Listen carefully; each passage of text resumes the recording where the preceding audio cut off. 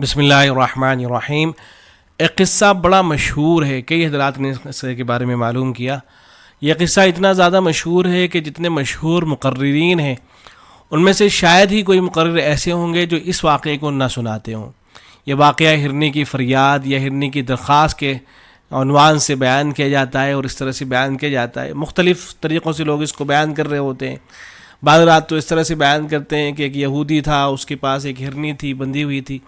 آپ صلی اللہ علیہ وسلم کا گزرنا وہاں سے ہوا تو وہ ہرنی حضور صلی اللہ علیہ وسلم سے فریاد کرنے لگی کہ میرے بچے ہیں، بھوکے ہیں، بندھے ہوئے ہیں پہاڑ کی دوسری طرف، اور میں چاہتی ہوں کہ ان کو دودھ پلا کے آؤں، اور میں دودھ پلا کے واپس لوٹ آؤں گی۔ حضور صلی اللہ علیہ وسلم نے کہا کہ یہ تو یہودی ہے اور یہ تو میں تم پر کیسے اعتماد کر سکتا ہوں۔ لیکن بہرحال کسی طرح سے آپ صلی اللہ علیہ وسلم نے اس ہرنی سے وعدہ لیا۔ پھر اس کے بعد وہ ہرنی گئی اور اس نے اپنے بچوں کو دودھ پلایا، دودھ پلا کے پھر وہ واپس لوٹ کے آئی۔ اس منظر کو جب یہودی نے دیکھا تو یہودی اس منظر کو دیکھ کے جو ہے مسلمان ہو گیا۔ ایسے ہی وہ جو ہرنی تھی وہ بھی جو ہے کلمہ پڑھتی جا رہی تھی۔ جب واپس ہونے لگی حضور صلی اللہ علیہ وسلم کا شکریہ ادا کیا، اور جب وہ واپس جانے لگی تو باقاعدہ کلمہ پڑھتے ہوئے جا رہی تھی۔ بلکہ ایک مشہور مقرر ہے، ان کی ویڈیو یوٹیوب پہ موجود ہے، وہ تو جب اس کی منظر کشی کرتے ہیں کہ ہرنی جب واپس جا رہی تھی تو اس طرح سے منظر کشی کرتے ہیں کہ باقاعدہ سلام کر کے دکھاتے ہیں کہ وہ ہرنی جب واپس لوٹ رہی تھی تو حضور صلی اللہ علیہ وسلم کو رک کے سلام کرتے ہوئے جا رہی تھی، رک رہی تھی، سلام کرتی تھی اور پھر جاتی تھی۔ اس طرح سے پوری منظر کشی کر کے بتاتے ہیں، اللہ جانے کہاں سے بتاتے ہیں۔ تو یہ جو اس طرح سے واقعہ بیان کیا جاتا ہے کہ یہودی تھا، اس کی ہرنی تھی، وہ مسلمان ہو گیا تھا، یہ تو بات بہرحال کتابوں کے اندر نہیں ملتی ہے۔ البتہ کتابوں کے اندر سیرت کی کتابیں ہیں اور دوسری جو کتابیں ہیں دلائل النبوہ وغیرہ، تاریخ ابن کثیر وغیرہ، ان کتابوں کے اندر اتنی بات ضرور ملتی ہے کہ ایک ہرنی تھی، حضور صلی اللہ علیہ وسلم نے یہ فریاد کی تھی کہ اس کے بچے بھوکے ہیں اور وہ دودھ پلانا چاہتی ہے، تو آپ صلی اللہ علیہ وسلم نے اس کو جانے کی اجازت دی تھی۔ کسی دیہاتی کی وہ ہرنی تھی، اور اس کے بعد جو ہے آپ صلی اللہ علیہ وسلم نے اس ہرنی کو جو ہے آزاد کر دیا تھا اس دیہاتی سے لے کر کے، جب وہ اپنے بچے کو دودھ پلا کے واپس آ گئی تھی۔ تو یہ قصہ جو ہے دلائل النبوہ کے اندر بھی نقل ہوا ہے، اور بعض حضرات نے اس طرح سے بیان کیا ہے کہ باقاعدہ اس ہرنی نے کلمہ بھی پڑھا تھا۔ تو بعض حضرات نے کلمے کا ذکر کیا ہے اور بعض حضرات نے کلمے کا ذکر نہیں کیا ہے، صرف کلام کا ذکر کیا ہے کہ اس نے حضور صلی اللہ علیہ وسلم سے گفتگو کی تھی۔ تو دلائل النبوہ کے اندر یہ قصہ ذکر ہوا ہے، ایسے ہی تاریخ ابن کثیر کے اندر ذکر ہوا ہے۔ تاریخ ابن کثیر کے اندر جہاں ذکر ہوا ہے وہاں لکھا گیا ہے کہ حافظ ابن کثیر رحمۃ اللہ علیہ فرماتے ہیں کہ حدیث کے بعض مندرجات میں نکارت اور عجوبہ پن ہے، عجیب و غریب قصہ ہے، اس کے اندر عجوبہ پن پایا جاتا ہے، نکارت پائی جاتی ہے۔ ایسے ہی یہ جو قصہ ہے خصائص الکبریٰ جو کتاب ہے علامہ جلال الدین سیوطی رحمۃ اللہ علیہ کی، اس کے اندر بھی یہ نقل ہوا ہے، اور بھی سیرت کی کتابوں کے اندر سیرت حلبیہ ہے، اس کے اندر بھی یہ نقل ہوا ہے، اور بیان تو اس کو کیا ہی جاتا ہے۔ لیکن جب اس کی سند کی بات آتی ہے تو اس کی جو سند ہے اس کے حوالے سے اہل علم کا خیال یہ ہے، مثلا مولا علی قاری رحمۃ اللہ علیہ کی مشہور و معروف کتاب ہے موضوعات صغریٰ، جس کا اصل نام ہے المصنوع فی معرفت الحدیث الموضوع۔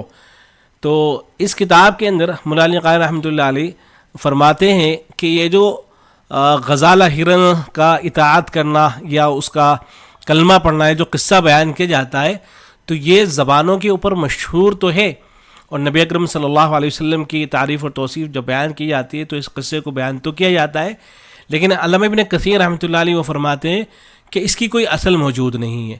ومن نسبہ الی النبی صلی اللہ علیہ وسلم فقط کذب، اور جو آدمی اس کی نسبت نبی اکرم صلی اللہ علیہ وسلم کی طرف کر رہا ہے وہ جھوٹ بول رہا ہے۔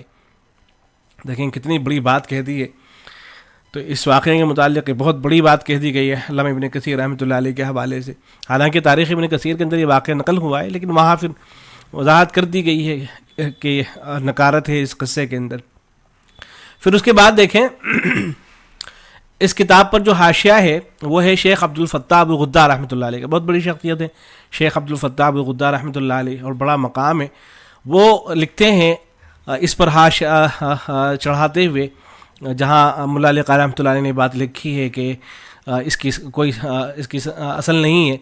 تو لکھتے ہیں کہ حافظ ابن حجر رحمۃ اللہ علیہ وہ فرماتے ہیں کہ غزالہ کا اطاعت کرنا، ہرن کا اطاعت کرنا، تو اس کی ہمیں کوئی سند نہیں ملتی ہے، نہ کوئی قوی سند ملتی ہے اور نہ کوئی ضعیف سند ملتی ہے. یعنی سند تو موجود ہے لیکن وہ اس درجے کی نہیں ہے کہ اسے صحیح سند کہا جا سکے یا ضعیف بھی اس کو کہا جا سکے، بلکہ اس سے بھی کم درجے کی گویا جو سند ہے وہ اس سے بھی کم درجے کی ہے. البتہ ایک نام ہے علامہ سخاوی رحمۃ اللہ علیہ کا. علامہ سخاوی رحمۃ اللہ علیہ کی رائے تھی مقاصد حسنہ کے اندر، انہوں نے اس بات کو ذکر فرمایا ہے حافظ ابن کثیر رحمۃ اللہ علیہ کا کلام نقل کرنے کے بعد اور اس کی تائید کرنے کے بعد.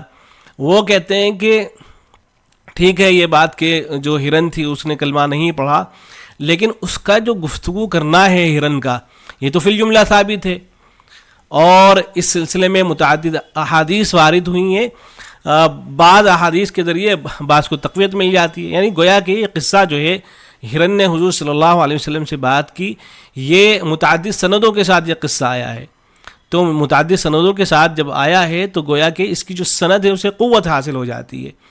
اور پھر آگے یہ فرماتے ہیں کہ ہمارے جو شیخ تھے حافظ ابن حجر اسقلانی رحمۃ اللہ علیہ، انہوں نے بھی اپنی مجلس کے اندر اس کو جو ہے ذکر فرمایا ہے. گویا کہ جو علامہ سخاوی رحمۃ اللہ علیہ ہیں ان کا رجحان یہ معلوم ہوتا ہے کہ یہ جو واقعہ ہے کچھ نہ کچھ اس کی اصل بہرحال موجود ہے اور اس کو بیان کرنے کی گنجائش ان کے نزدیک معلوم ہوتی ہے. لیکن اس کا جواب دیتے ہوئے شیخ عبدالفتاح غدار رحمۃ اللہ علیہ دیکھیں کیا کہتے ہیں. وہ فرماتے ہیں کہ یہ احادیث ضعیفہ واہیہ، یہ جتنی بھی روایتیں نقل ہوئی ہیں وہ سب کی سب ضعیف ہیں، واہی قسم کی روایتیں ہیں. لا یصح الاعتماد علیہا فی اثبات ما هو خرق للعادہ، ایک خرق عادت جو واقعہ پیش آیا ہے، ایک معجزہ جو پیش آیا ہے، اس لیے کہ ہرنی ایک جانور وہ حضور صلی اللہ علیہ وسلم سے گفتگو کر رہا ہے، تو یہ خرق عادت جو واقعہ پیش آیا ہے اس کو ثابت کرنے کے لیے ان روایتوں پر اعتماد نہیں کیا جا سکتا ہے. پھر وہ کہتے ہیں کہ یہ جو گویا کہ علامہ سخاوی رحمۃ اللہ علیہ کا جواب دے رہے ہیں کہ یہ جو متعدد طرق آئے ہیں تو یہ ایسے نہیں ہے کہ اگر ان کی آپ اس کا جو مضمون ہے اس کو اگر دیکھیں تو یہ اس طرح کا مضمون ہے کہ اس میں صحیح حدیث ہی اسے ثابت ہوگا، اور اگر اس کی سندوں کو دیکھا جائے تو وہ طعن سے خالی نہیں ہے اور شدید قسم کے متائن سند کے اندر پائے جاتے ہیں. اور اگر متن پر نظر کریں تو اس کے اندر بھی شدید تعارض پایا جاتا ہے. یہ سب باتیں لکھی ہیں. گویا کہ شیخ کے نزدیک یہ جو واقعہ ہے یہ بالکل اس کی کوئی حیثیت نہیں ہے اور بالکل اس واقعے پر جو ہے اعتماد نہیں کیا جا سکتا ہے. یہ شیخ عبدالفتاح غدار رحمۃ اللہ علیہ کی رائے ہے. انہوں نے بالکل واضح کر دیا ہے کہ جتنی بھی روایتیں آئیں ہیں سب کی سب واحد قسم کی روایتیں، ان کے اوپر اعتماد نہیں کیا جا سکتا ہے.